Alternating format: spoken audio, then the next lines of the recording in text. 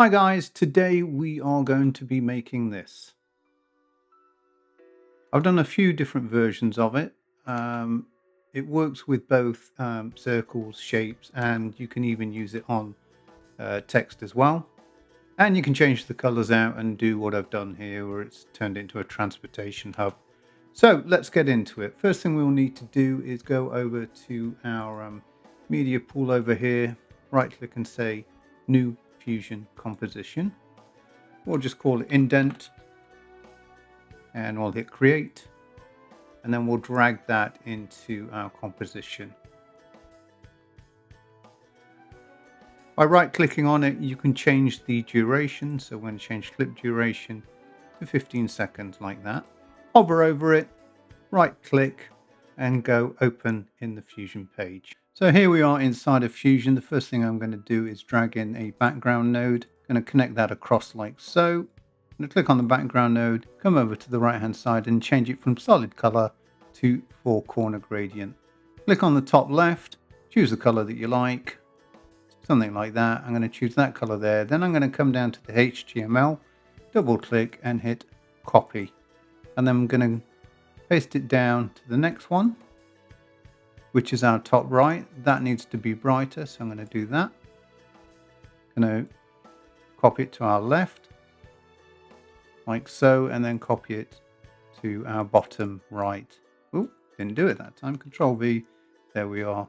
I might get these two colors to be the same. So that's the top right, double click, copy, bottom left, double click, paste, like that. And then I think I'm going to darken the bottom right and the top left.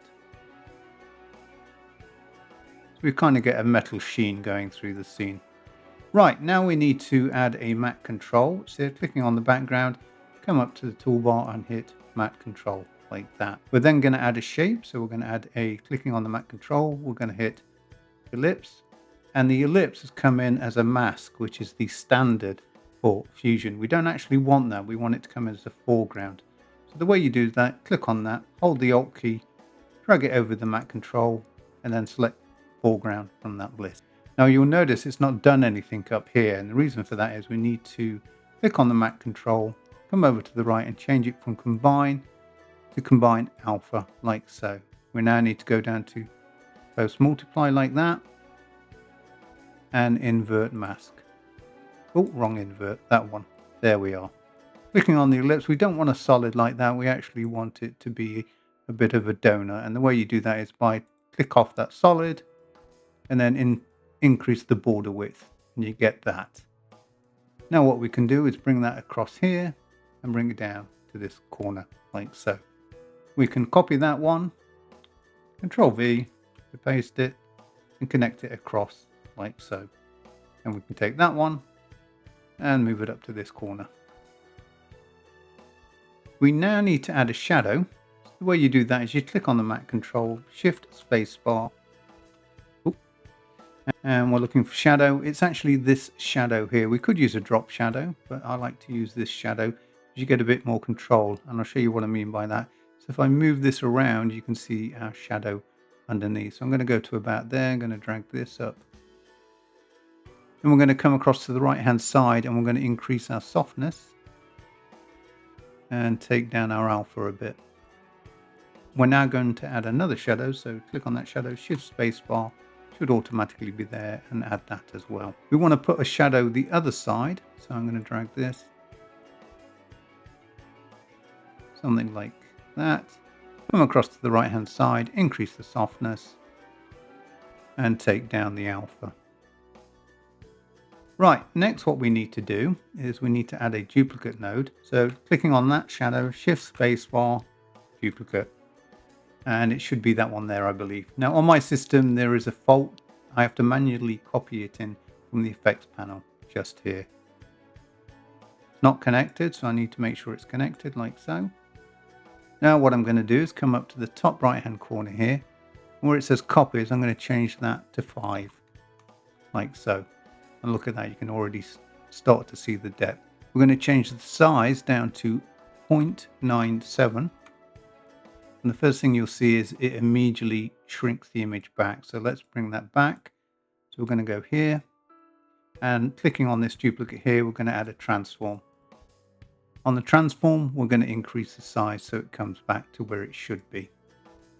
Now I'm just going to quickly add a background. So I'm going to pull in a background like that and connect it across to that transform like so. Come in as a foreground. We know this because this is green.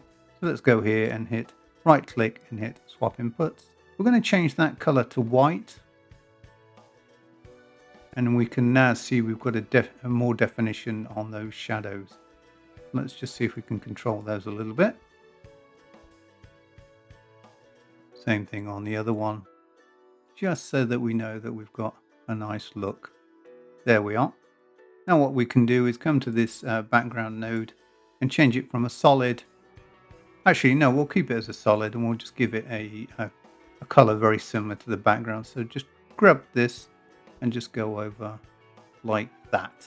There we are, looking pretty cool. Now what we're going to do is we are going to animate the ellipses. So clicking on the first one here, we're going to go to frame 20. We're going to come across to the right hand side and we're going to be animating the position and length. So click on the length, go forward to say frame 70 and click on the length again. Use this arrow to go back to the original 20 and let's just change that length and there we are, it goes off screen. Now when I play it back, how cool is that? Right, let's do the other one. So we're going to click on this ellipse. We're going to go to frame 60, click on the length, go through to say frame 120, click on the length again, go back to the first one and change the length. There we are. Now what you might need to do is see how it's not gone off screen. So let's change the position as well. So we can do that. Right, and now when we animate that, how cool is that?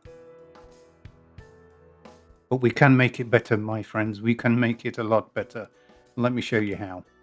What we're going to do is zoom into these ellipses. We're going to select those, right click on them, copy, blank area, paste instance, like so. We're now going to bring in a background node and we're going to connect those to that background node. We're going to change the color of that background node to white. And then we're going to connect it to the matte control like so, and it'll create a merge. Now what we need to do is the instance is exactly the same as the original. So clicking on this first instance here, what we need to do is go to the soft edge, right click and say the instance. We also need to do it for the border width.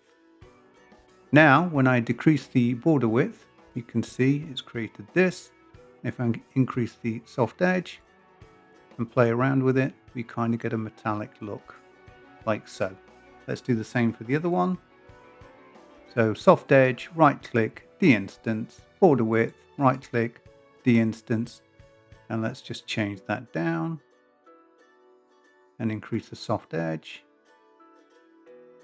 Look at that, how cool is that? Let's play that back.